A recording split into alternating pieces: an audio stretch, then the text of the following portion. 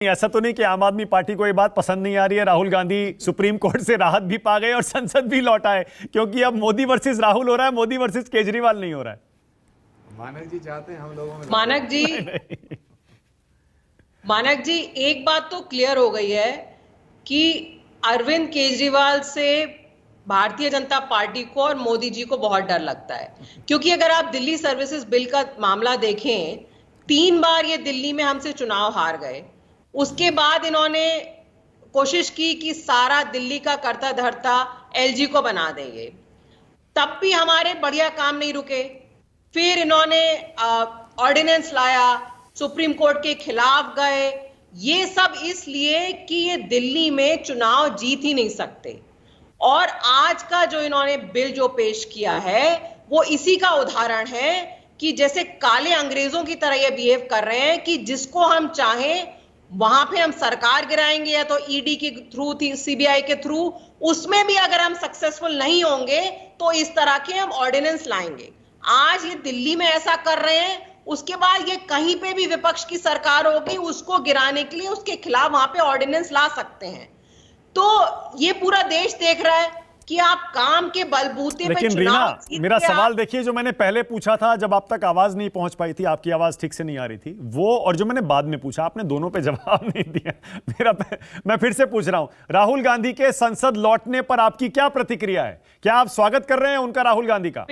बिल्कुल स्वागत कर रहे हैं, बिल्कुल स्वागत कर रहे हैं। उनको निकालना गलत था और ये पहली गलती नहीं करी है मोदी सरकार ने।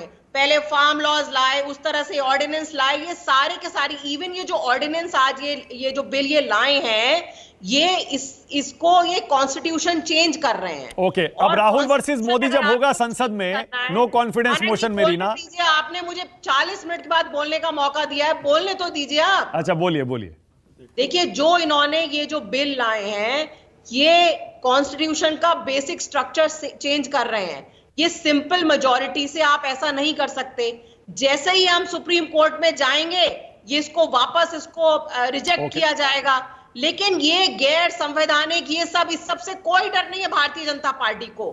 इनको अपनी तानाशाही चलानी है, क्योंकि इनको पता है कि अगले चुनाव में जनता इनको नकारने वाली है। क्योंकि इनको पता है, जो बड़े बड़े, अभी कोई बोल रहा था ना कि कोई फर्राटेदार बोलने वाला नहीं है, और पार्टियों में फर्राटेदार बोलने वाले से देश परेशान है।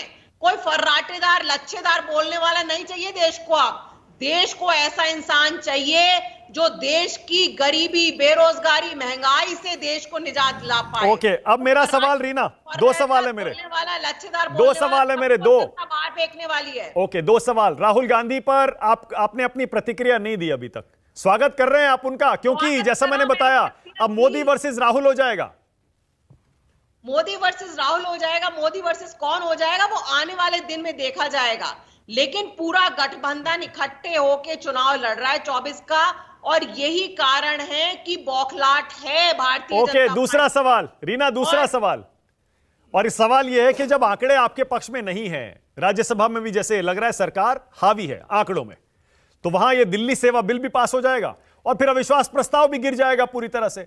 तो ये 2 सेमीफाइनल, पहला सेमीफाइनल अरविंद केजरीवाल ने कहा था ना इसी को कि ये पहला सेमीफाइनल है, हम इसे 2 सेमीफाइनल मान लें, तो दोनों में सरकार जीत रही है और आखिरी दिन प्रधानमंत्री बोलेंगे। अगर भुना के ले गए वो महफिल लूट के सारे आंकड़ों के साथ, तो वो तो संदेश यही देंगे, विपक्ष कहीं टिकता ही नहीं है।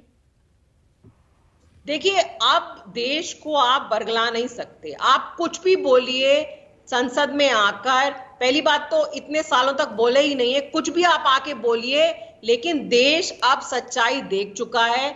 देश सवाल पूछ रहा है कि जो बड़े बड़े आपने वादे किए थे, सबके पास मकान होगा, बिजली होगी, रोजगार होगा, 15 लाख होंगे, वो सारे वादों का क्या हुआ? अब देश लच्छों में नहीं आने वाला है। जफर इस्लाम, लच्छेदार भाषण से अब काम नहीं चलेगा। आप आंकड़ों में फिलहाल भारी होंगे, लेकिन ये तो आउटगोइंग पार्लियामेंट है ना, लोकसभा जा रही है, ये आने वाली के लिए जश्न मत मनाइए। अभी लठमार हो जाऊं? अरे भाई, संसद में जो मर्यादा के तहत जो बात करनी है की जाएगी, लेकिन हम तो इतना ही कह रहे हैं कि पूरे तौर से एक्सपोज हो जाएंगे, इसलिए कि अभी ये बार बार कह रही है कि वायदे वायदे वायदे। अरे बिजली, पानी, सड़क का वायदा किसी और ने किया था रीना जी, पूरा हमने किया है, ऐसा बताया कीजिए लोगों को। कि बहुत सारे पार्टियां की जिसके खिलाफ जिनको एक मिनट जिनको आप जेल में डाल जिनको आप जेल में डालना चाहते थे, कांग्रेस पार्टी के स्वर्गीय जो आगे मुख्यमंत्री थी, उनको, शीला दीक्षित जी को, उनको तो आपने कुछ किया नहीं, और उनके बारे में इतनी सारी बातें कि आज आपको कौन मानेगा। आज भी झूठ बोल रही है, कल भी हो सकता है झूठ बोला हो, किसको पता है। इस तरह की बातें आप जितना करती है ना, दिल्ली में ये करेंगे वो करेंगे, कुछ किया तो नहीं। अभी मोहल्ला क्लिनिक के बारे में किसी ने कह दिया, कांग्रेस पार्टी के एक मंत्री ने, कि क्या ऐसा तो मोहल्ला क्लिनिक होता नहीं भाई। तो आप खुद ब खुद एक्सपोज होंगे। लेकिन जहां तक राहुल गांधी जी का, आप उसको कंधे में बैठाइए, जश्न मनाइए, दिया जलाइए, आतिशबाजी कीजिए, हमें कोई फर्क नहीं पड़ता। हम तो सच्चाई के बात, मतलब राहुल गांधी के लिए आपने कोई खास स्ट्रैटेजी, रणनीति जफर इस्लाम नहीं बनाई है, जरूरत नहीं है? देखिए एक बात है, समझिए मानक जी, लोगों के लिए स्ट्रैटेजी, एक कोई नेता के लिए स्ट्रैटेजी नहीं होती है। स्ट्रैटेजी होती है देश को चलाने के, देश के जनता को। जफर इस्लाम भाई, जफर भाई, आप तो राज्यसभा में रहे हैं, उनकी चिंता है, आप तो राज्यसभा में रहे हैं, संसद में रणनीति बनती है तो नहीं सुनिए ना, मैं बता रहा हूं कौन से राज्य, उनके एक भाषण से क्या होने वाला है। आप जनता का विश्वास जीतिए। ऐसे कोई भाषणों से, कोई भी जो भी भाषण करना करे, जनता का विश्वास होना चाहिए। फर्क इतना है कि हमने सेवा किया, इन लोग मेवा खा दे के चक्कर में रहते, हमने सेवा की। आचार्य जी आपका जवाब देना चाह रहे हैं। सेवा की है तो जनता हमारे साथ खड़ी, जनता के विश्वास के तौर पर, जनता के आशीर्वाद के तौर पर मैं कह सकता हूं कि जैसा भी संजय भाई कह रहे थे कि 44%, हमारे अपने अप्रूवल रेटिंग में 70-75% लोग आज भी आदरणीय प्रधानमंत्री जी को चाहते हैं कि प्रधानमंत्री बने रहें। आचार्य प्रमोद, देश का कमान उनके हाथ में हो। आचार्य जी, कोई भी इनसे पूछिए, आचार्य जी से पूछिए या अखिलेश भाई से, ट्विन ब्रदर से पूछिए कि भाई क्या वो चाहते हैं कि केजरीवाल जी को मानते हैं वो प्रधानमंत्री वाला कैंडिडेट? नहीं, मुझे भी दीजिएगा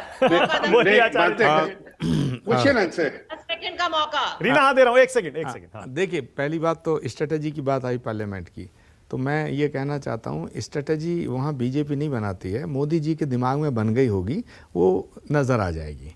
क्योंकि ये पहला मौका है जब भारतीय जनता पार्टी से कोई नेता बड़ा हो गया है, और मोदी जी बीजेपी से बड़े हैं, बीजेपी छोटी हो गई है। दूसरी बात, अभी सवाल आ रहा था कि भाई मोदी जी क्या बोलेंगे, राहुल जी क्या बोलेंगे, एक दूसरे के खिलाफ बोलेंगे। बिल्कुल खिलाफ बोलेंगे, बस थोड़ा सा फर्क मानक होगा दोनों में, कि मोदी जी पानी पी पी के कांग्रेस को कोसेंगे और राहुल जी बिना पानी पिए हमला करेंगे। ये एक बेसिक अंतर होगा। राहुल गांधी बाहें चढ़ा के बोलेंगे। तीसरा पॉइंट मैं कहना चाहता हूँ, एक जो बहुत ही सीरियस बात, गंभीरता से, जिम्मेदारी से कहना चाहता हूँ। हमारे सब साथी बैठे हैं, अखिलेश जी बहुत वरिष्ठ हैं, रीना जी हैं, और भी बहुत से हमारे सहयोगी हैं जो INDIA के हमारे सहयोगी हैं। मैं ये कहना चाहता हूँ, विपक्ष एक गलती कर रहा है, और विपक्ष गलती ये कर रहा है कि वो ये सोच रहा है कि अगर हम किसी एक व्यक्ति को प्रधानमंत्री जी का, मोदी जी के खिलाफ प्रधानमंत्री के पद का उम्मीदवार बना देंगे तो इससे विपक्ष को नुकसान होगा और बीजेपी को फायदा होगा। जबकि मैं ऐसा मानता हूं, हो सकता है मैं गलत हूं, कि किसी ना किसी व्यक्ति को प्रधानमंत्री के पद का उम्मीदवार घोषित करना चाहिए। क्योंकि जब देश का मामला आएगा तो विपक्ष को ये बताना पड़ेगा कि मोदी जी के सामने हमारे देश का प्रधानमंत्री कौन होगा। क्योंकि जिस तरह से राज्यों का चुनाव होता है, कॉरपोरेशन का चुनाव होता है, नगर पालिकाओं में और तमाम चुनाव होते हैं, वो चुनाव दूसरे हैं। पूरी बात बता दीजिए फिर। जब देश सिर्फ आप कह रहे हैं नाम घोषित करो, तो नाम भी बता दीजिए फिर। नहीं, हम चाहेंगे किसका होना चाहिए? हम चाहेंगे कि कांग्रेस के कैंडिडेट, कांग्रेस के नेता को प्रधानमंत्री के पद का उम्मीदवार बनाया जाए। एक सेकंड मानक।